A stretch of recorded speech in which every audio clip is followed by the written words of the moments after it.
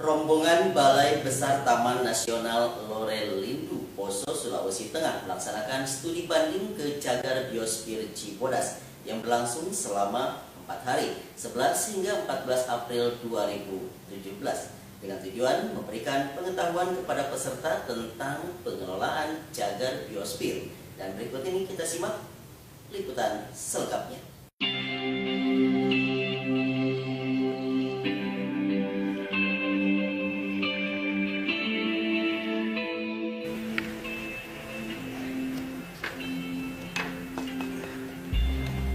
Terkait Cagar Biosphere Lorelindo diperlukan adanya penyamaan informasi dan penambahan pengetahuan terkait pengelolaan Cagar Biosphere bagi pengambil kebijakan KLHK, dalam hal ini Direktorat PIKA, Balai Besar Taman Nasional Lorelindo, Balai PDASHL Palu Poso, dan BPSKL Wilayah Sulawesi, pemerintah daerah, swasta, universitas, LSM lokal, dan masyarakat.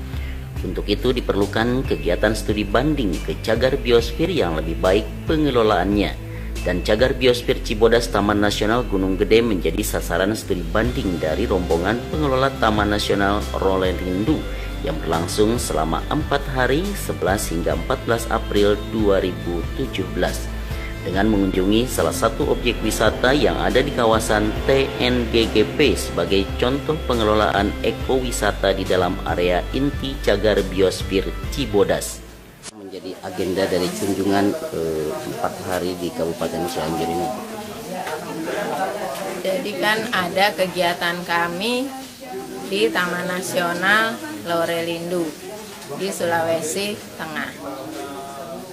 Taman Nasional Lorelindo itu Cagar Biosphere.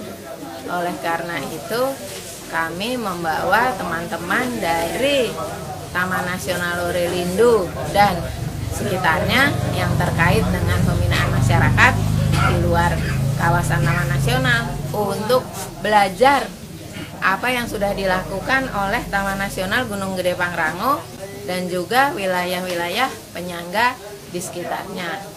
Taman Nasional Gunung Gede Pangrango adalah satu dari 11 cagar biosfer di Indonesia, dan Taman Nasional Gunung Gede Pangrango sudah dinilai mengaplikasikan semua, sebagian besar ya, yang harus dilakukan untuk suatu pengelolaan cagar biosfer.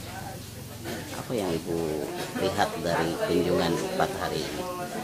Ya, saya bersyukur ya, saya membawa teman-teman dari Taman Nasional dan juga dari yang mengelola sekitarnya itu ada pertama tertarik, ya kan, pembelajaran yang banyak sekali, terus tentunya ingin mengimplementasikan di sana di Palu dan sekitarnya, di sekitar Taman Nasional Lorelindo. Dan harapan saya tentunya kunjungan ini nggak berhenti sampai sini ya, nantinya bisa diulangi dengan membawa peserta-peserta yang lain.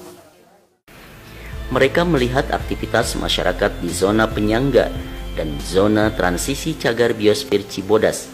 Salah satu zona penyangga yang akan dikunjungi yaitu Desa Ciputri, sedangkan zona transisinya yaitu Desa Nyalindung, di mana kedua desa tersebut berada di sekitar wilayah kerja Resort PTN Sarongge, seksi PTN Wilayah 2, bidang PTN Wilayah 1 Cianjur.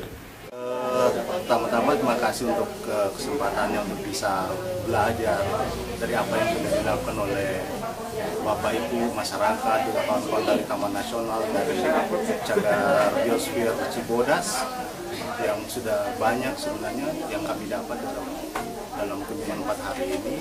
Mulai dari hari pertama kami belajar tentang bagaimana kawan-kawan di Taman Nasional Gunung Gede Pangrango yang sebagai zona inti dari Cagar Biosphere Cibodas itu mengelola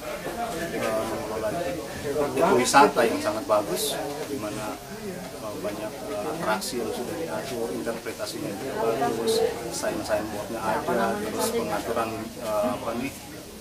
kerjasama dengan event-event organizer, sehingga banyak kegiatan yang bisa dilakukan secara terus-menerus dengan teratur di zona inti dari cagar biosfer Cibodas. Kemudian kami juga melihat dukungan yang sangat baik dari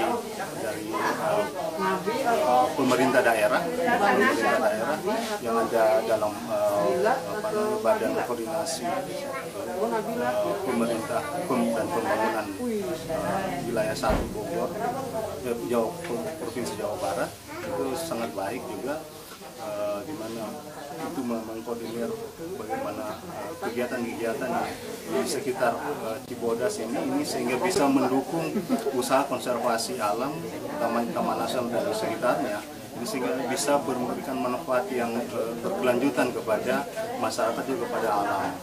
Hal-hal yang sangat baik adalah hal-hal yang diimplementasikan langsung oleh pemerintah daerah, itu juga bersama dengan kawan dari Taman Nasional dan juga dengan masyarakat.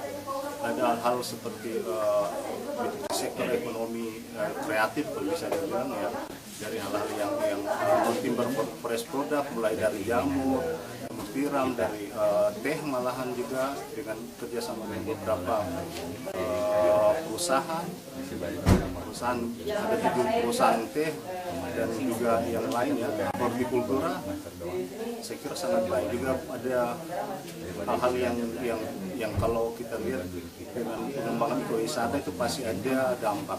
Salah satunya adalah sampah ya, ada sampah. Dan ternyata ada solusi juga yang dilakukan oleh masyarakat juga, ini masyarakat yang didukung oleh pemerintah. Ini salah satunya dengan pembangunan bank sampah. Ini sangat bagus, sangat kreatif, sehingga selain bisa membersihkan lingkungan, mengurangi dampak negatif daripada pembangunan, misalnya dari ekowisata di mana orang banyak buang sampah, tapi itu juga bisa memberikan manfaat ekonomi kepada masyarakat secara langsung. Itu hal-hal yang sangat baik. Dan juga hal yang lain adalah dengan pengorganisasian dari masyarakat ini hal yang memang baik untuk kami bisa bawa di cagar biosfer Lorellindu nanti di Sulawesi Tengah. Insya Allah kami juga bisa mengikuti apa yang baik yang sudah dikembangkan di cagar biosfer Cibodas ini ke Sulawesi Tengah di cagar biosfer Lorellindu. Insya Allah seperti itu. Mungkin mudah-mudahan kami bisa lebih baik, kami optimis. Dan bagaimana kesan-kesan dan pengalaman yang diperoleh di akhir studi banding ini? Berikut kita simak wawancara eksklusif bersama Kepala Balai Besar Taman Nasional Lorellindu. Kita saksikan bersama-sama ke SD Nyalindung 3 ya, begitu luar biasa, menarik sekali. Dari masa usia dini, usia anak-anak sekolah SD sudah diberi bimbingan, wawasan terhadap pentingnya lingkungan hidup. Dan di samping itu mereka juga diberikan motivasi, diberikan pendidikan yang real dalam kehidupan nyata ya. Dari kecil sudah diperkenalkan berbagai keterampilan yang bisa menimbulkan anak-anak itu dari kecil sudah terlatih untuk melakukan inovasi-inovasi yang semuanya itu dikaitkan dengan keseimbangan lingkungan. Pentingnya ya untuk menjaga ekosistem itu luar biasa sekali. Kemudian yang kedua, kita menyaksikan aktivitas ibu-ibu ya, dibina untuk memanfaatkan waktunya supaya lebih produktif, memanfaatkan sumber daya alam yang ada di sekitarnya.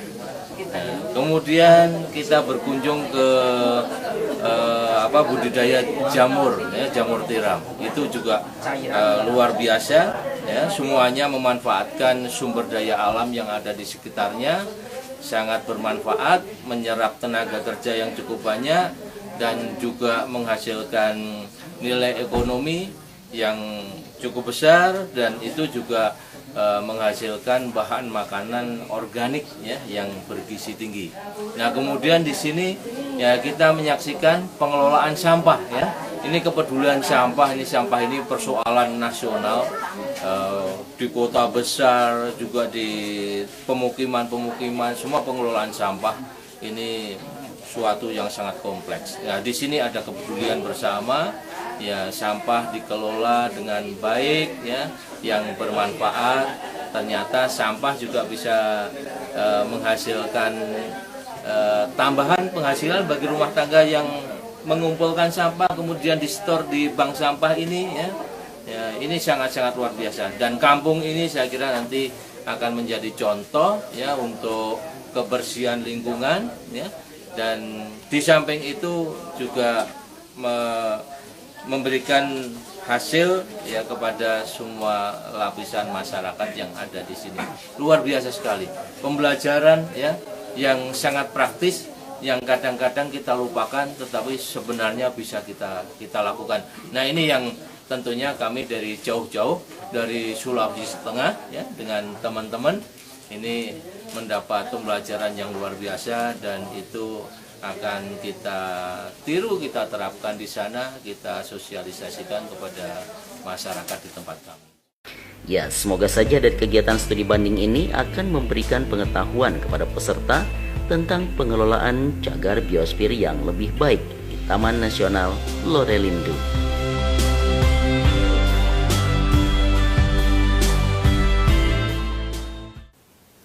Ya sahabat Bingkai, itu tadi informasi-informasi menarik dan inspiratif yang saya untuk Anda lewatkan. Saksikan terus program kami hanya di www.kabarcianjur.com. Sampai jumpa.